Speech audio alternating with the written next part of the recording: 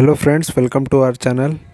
तो दोस्तों, आज हम ये वीडियो में कौन से टॉपिक कवर करने वाले, तो देखो डेफिनेशन जो राइट इशू का है वो क्या है, और एशियन ग्रेनिटो का राइट इशू क्या है, इशू शेड्यूल क्या है, what to do, application process कैसे करना है, और making of application through the ASBA process, application form process, how to sell और बाय राइट इशू। तो ये टॉपिक हम कवर करने वाले हैं। तो सबसे पहले देख लेते हैं राइट इशू। ठीक है, तो राइट इशू का डेफिनेशन हम देखने वाले हैं। तो राइट इशू का डेफिनेशन देखो, defining a right issue is an invitation to existing share holder to purchase additional new shares in the company. इसका मतलब है कि कंपनी में नए शेयर्स जब कंपनी इशू करती है तो वो सबसे पहले शेयर होल्डर को बताती है कि हम लोग नए शेयर्स इशू करने वाले हैं और आपको राइट्स है कि वो अप्लाई करने के लिए। ठीक है, this type of issue gives existent share holder securities called rights. तो ये जो राइट्स मिलता है इशू के लिए, शेयर होल्डर्स के लिए सिक्योरिटी के, और उनको राइट इशू कहा जाता है। विद द राइट्स उनको हक है कि the share holder can purchase a new shares at a discount to the market price on the stated future date. The company is giving shareholder a chance to increase their exposure to the stock at a discount price.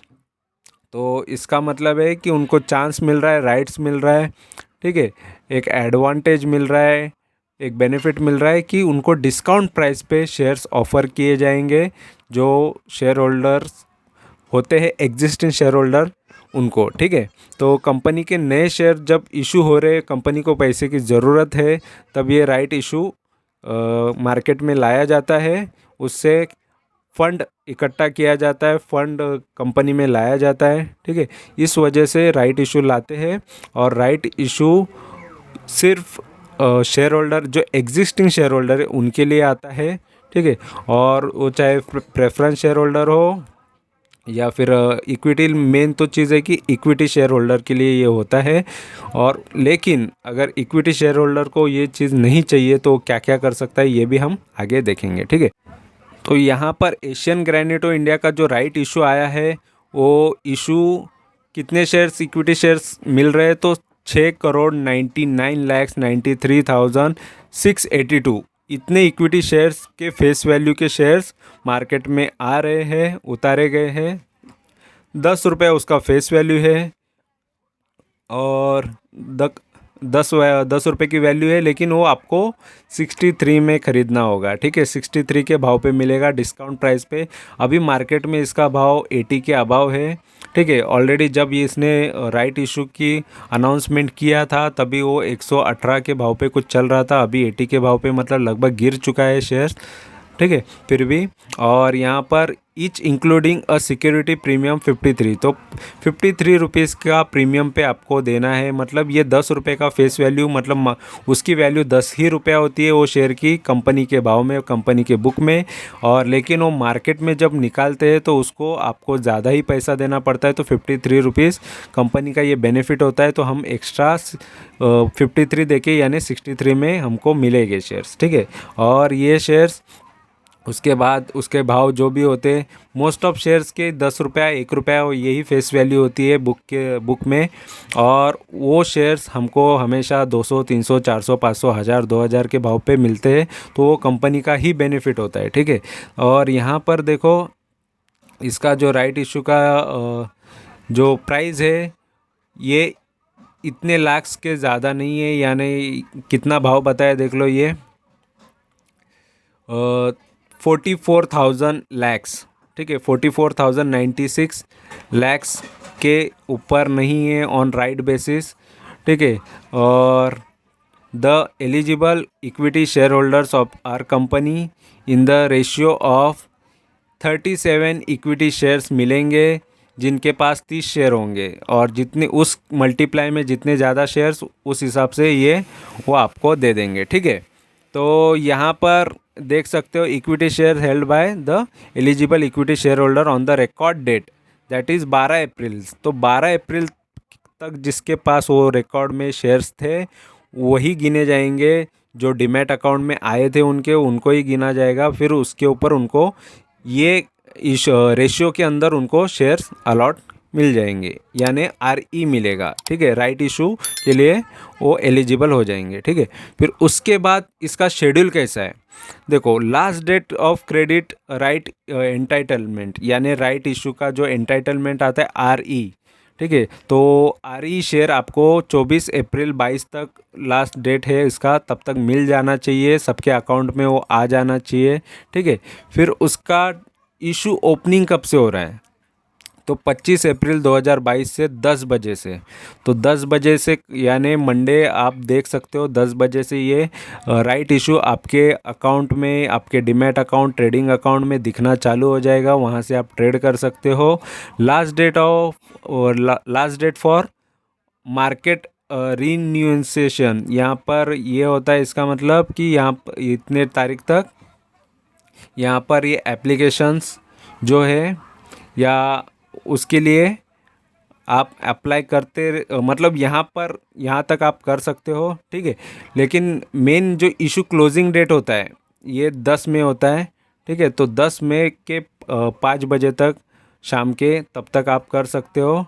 ठीक है, और finalisation of basis of allotment, तो allotment का finalisation हो जाएगा कि 18 मई तक वो फाइनल हो जाएगा कि किसको कितने लॉट्स या कितने शेयर्स बांटने हैं, देने हैं। ठीक है, मोस्ट ऑफ ये शेयर सभी को मिल जाते हैं। ठीक है, और डेट ऑफ अलॉटमेंट कब मिलेगा, तो अलॉटमेंट हो जाएंगे 19 मई को आपको आपके शेयर्स मिल जाएंगे, जितने आपने अप्लाई किए। ज़्यादा की है तो ज़्यादा, जितने आपके एलिजिबल हो उतने मिल जाएंगे। ठीक है, ज़्यादा के लिए आपको ज़्यादा राइट इशू होने चाहिए। ठीक है, राइट एंटाइटलमेंट होना चाहिए। और डेट ऑफ क्रेडिट, तो क्रेडिट कब होगा, 20 मई को आपके डीमैट अकाउंट में होगा। डीमैट अकाउंट आप अलग से देख सकते हो जाके, ये ट्रेडिंग अकाउंट और डीमैट अकाउंट अलग होता है। तो डीमैट अकाउंट में आने के बाद वो लिस्टिंग होगा, वो तब से फिर आपको दिखना चालू होगा वो 24 मई 2022, यानी लगभग पूरा 1 महीना जाएगा ये पूरे प्रोसेस में राइट इशू में। ठीक है, तो 1 महीने बाद आप वो चीज़ देख सकते हो कि आपके पास वो शेयर्स आ गए जो 63 के भाव पे आपने लिए थे। ठीक है, फिर उसके बाद यहाँ पर हमको क्या करना है, चलो ये तो शेड्यूल हमने देख लिया। अभी हमको क्या करना है, अप्लाई करना है या उसको सेल करना है, सेल भी होते हैं राइट इशू, या हमको अवॉइड करना है, तो इस पर हम बात करेंगे। तो सबसे पहले एप्लीकेशन प्रोसेस देखो कि 2 टाइप के अप्लाई कर सकते हो, 2 टाइप से। ठीक है, एप्लीकेशन कैसा करना है आपको, एजबा जो ऑनलाइन होता है, और एप्लीकेशन फॉर्म एक होता है सेकेंड जो ऑफलाइन होता है। तो आपको ऑनलाइन करना है या ऑफलाइन, ये आप पर डिपेंड है। तो आजकल की ज़माना पूरा ऑनलाइन पे चल रहा है, डिजिटल पे चल रहा है। 2 मिनट में काम जो होता है उसके लिए आप 1 दिन, आखा दिन या 2-3 दिन का टाइम क्यों लोगे, क्योंकि ये प्रोसेस जो फॉर्म भर के भेजना है उसमें तो टाइम लगेगा ही लगेगा। ठीक है, और यहाँ पर making of application through ASBA, तो एसबा का प्रोसेस कैसा है तो ये मैं बता देता हूँ। An investor wishing to participate in the issue through the ASBA facility is required to have ASBA enable bank account, तो with the SCSB prior to making the application. Investor desiring to make a application in the issue through ESBA process may submit application form in a physical mode to the, ठीक है, और ESBA process may submit application form in a physical mode to designated branches of the SCSB or online electric application through the website of the SCSB। ठीक है, online कर सकते हैं या offline भी है, फिजिकल फॉर्म भर के भी आप एसबा से कर सकते हो। SCSB के जो ब्रांचेस है वहाँ पर भेज के if made available by such SCSB for authorising such SCSB to block application money payable on the application in their respective ASBA account. ठीक है, तो इसका मैं मतलब आपको समझा देता हूँ। ठीक है, तो एसबा अकाउंट ये ऐसा प्रोसेस है कि आपका जो मनी है, एप्लीकेशन अमाउंट, जो भी आप IPO लेते हो तभी भी एसबा यूज़ होता है। मैं तो कोटक का यूज़ करता हूँ। कोटक में अप्लाई करते हो तो एस्बा एक होता है उसके अंदर, ठीक है, आईपीओ के लिए या एस्बा लिखा होता है। तो उसमें जाने के बाद वहाँ से आप एप्लीकेशन डाल सकते हो आईपीओ के लिए या एफपीओ के लिए, जो भी आएगा। तो ये चीज़ होती है कि आपका जो बैलेंस अकाउंट में जो बैलेंस है, ठीक है, अमाउंट है जो एप्लीकेशन फॉर्म में, या फिर जो आईपीओ का प्राइस है या आईपीओ का जो एप्लीकेशन मनी है जितना लगेगा, 15,000 हो 14,000 हो, वो ब्लॉक हो जाएगा, ठीक है। मतलब वो आप विड्रॉ नहीं कर सकते, यानी आपका पैसा सेफ है, आप किसी को ट्रांसफ़र भी नहीं कर रहे हो, कुछ नहीं हो रहा है, सिर्फ वो एप्लीकेशन मनी ब्लॉक हो रहा है, ठीक है। तो ये ब्लॉकिंग के लिए आपके पास बैंक अकाउंट, ये सेबी के रूल के हिसाब से ये अच्छा होता है, ये सभी के लिए अच्छा है, क्योंकि एस्बा अकाउंट होना चाहिए जिसमें आप अप्लाई कर सकते हो आईपीओ के लिए, ठीक है। आईपीओ इसी से मैं अप्लाई करता हूँ मोस्ट ऑफ, ठीक है, और डायरेक्ट भी कर सकते हो, कोई प्रॉब्लम नहीं होता। लेकिन एस्बा से करने का एक बेनिफिट हो जाता है कि आपके जो बैंक अकाउंट में बैलेंस है वो जैसे के वैसे ही रह जाता है, आपको ज़्यादा कोई प्रॉब्लम आता नहीं है, ठीक है। तो मैं भी यही करता हूँ कि एस्बा से ही मोस्ट ऑफ जो भी एप्लीकेशन देना है वो देता हूँ। तो जिसके भी अकाउंट एस्बा अनेबल होंगे, या जिसके इंटरनेट बैंकिंग या ऐप होते हैं जो मोबाइल में बैंकिंग रिलेटेड ऐप रहते हैं, उसमें आप देख सकते हो कि आपके बैंक में आपको एस्बा मिलता है कि नहीं, जिसमें आप आईपीओ में पैसे लगा सकते हो, राइट इशू के लिए पैसे लगा सकते हो, अप्लाई कर सकते हो। वो चीज़ आप देख लो, फिर उससे आप ऑनलाइन इजीली अप्लाई कर सकते हो, ठीक है, यानी आप प्रोसेस कर सकते हो राइट इशू के लिए, ठीक है। और यहाँ पर एप्लीकेशन फॉर्म प्रोसेस कैसा है, तो एप्लीकेशन फॉर्म प्रोसेस मतलब यहाँ पर आपको मैं बता देता हूँ कि ये जो है इस तरीके का फॉर्म है, आप ये फॉर्म पूरा भर सकते हो, ठीक है। ये यहाँ पर मैं फॉर्म प्ले कर देता हूँ कि इस तरीके का फॉर्म आपको भरना है। ये पूरा डिटेल आपको, ये फॉर्म आपके ईमेल में मिल गया होगा, आपके ईमेल में आप देखना है उसको। तो ये फॉर्म आपको भरना है और पूरा डिटेल में पढ़ना है कि किस तरीके का फॉर्म है, और कहाँ पर नाम डालना है, कहाँ पर क्या डालना है, और कहाँ भेजना है, ठीक है। तो उसी जगह पर आप भेज सकते हो और आपका एप्लीकेशन फिर सबमिट हो जाएगा। तो यहाँ पर मैं दिखा देता हूँ, देखो ये इस तरीके का फॉर्म है, ठीक है। पूरा फॉर्म पढ़ लेना अच्छे से, आपको मेल में एप्लीकेशन फॉर्म आ गया होगा जब राइट इशू का एंटाइटलमेंट का आपको मेल आया, ठीक है। तो वो टाइम पे जो आपको आया रहेगा उसके अंदर आप ये सारी चीज़ें देख लेना, फिर उससे आप भर लो। फिर उसके बाद वो आप उसमें और भी चीज़ें करके, मतलब ये प्रोसेस कर सकते हो, पूरा पढ़ के अच्छे से उसको आप आगे प्रोसेस कर सकते हो। तो ये हुआ एप्लीकेशन फॉर्म का प्रोसेस, ठीक है। अगर किसी को एप्लीकेशन फॉर्म का प्रोसेस नहीं करना है तो वो एस्बा करे। मेन तो चीज़ है कि लोग डिजिटल पे चले गए, आप कब तक ऑफलाइन, हम तो आईपीओ भी ऑफलाइन कर चुके हैं, क्योंकि पुराना अकाउंट होता था हमारा 8 साल का एक्सपीरियंस के हिसाब से, तो हमने ऑफलाइन भी करके देखे, लेकिन वो टाइम पे ऑफलाइन ही था। तो इसलिए अभी ऑनलाइन ज़्यादा होने की वजह से अभी ऑनलाइन इजीली कर सकते हो। और ऐसे लेटर भी आपके घर पे आया करते थे, मेल पे ज़्यादा चीज़ें नहीं आती थी, तो डायरेक्ट कुरियर हुआ करते थे ये फॉर्म्स वगैरह।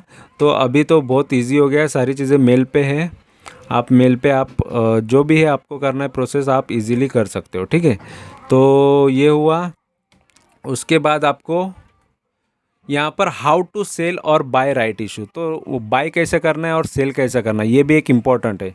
तो मेन चीज़ है कि बाय और सेल कर सकते हैं क्या, तो हाँ, तो आपको जो राइट इशू के शेयर्स आएंगे वो आप बाय कर सकते हो। मतलब ये चीज़ आपको एक्स्ट्रा दिखेंगे, वो एक्स्ट्रा शेयर आपके डीमैट अकाउंट, ट्रेडिंग अकाउंट में दिखना चालू हो जाएगा।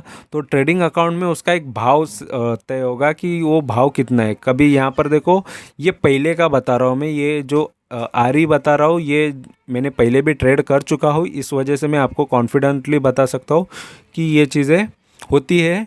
और यहाँ पर ये 40 का भाव है, तो और 43 का इसने हाई मारा था, डे में हाई, और लो 37। तो एक भाव पे वो ट्रेड होता है। वो टाइम पे इसका 100-150 का भाव चल रहा था शेयर का, और आरी का भाव चल रहा था 30-40 रुपये का। तो ये 40 रुपये के भाव के आसपास का ये शेयर है।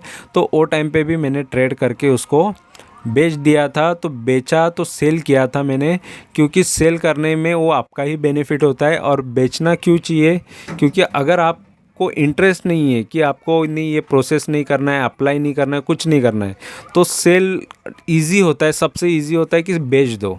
सामने वाला जो भी खरीदेगा उसके 2 दिन बाद ये RE शेयर नाम से उसके डीमैट अकाउंट में दिखेंगे, या उसके खुद के जो ट्रेडिंग अकाउंट है वहाँ पर दिखना चालू हो जाएगा 2 दिन बाद। तो 2-3 दिन बाद वो अप्लाई कर सकता है, फिर राइट इशू के लिए अप्लाई कर सकता है। मतलब ये पैसा प्लस उसको और चीज़ें लगेगी, वो कौन सा है, तो 63 रुपीज़। तो 63 प्लस ये अभी ये 40 का भाव बता रहा है, शायद ये 20 रुपये के भाव से ओपन हो, तो इस तरीके का हो सकता है कि उसको फिर और 20-30 रुपये देके वो शेयर खरीदने पड़ेंगे। ठीक है, तो उसको तो कंपल्सरी खरीदना ही पड़ेगा, क्योंकि नहीं तो उसका पैसा लॉस हो जाएगा। हमारा कोई लॉस नहीं होगा, क्योंकि हमको ये फ्री में मिल देंगे।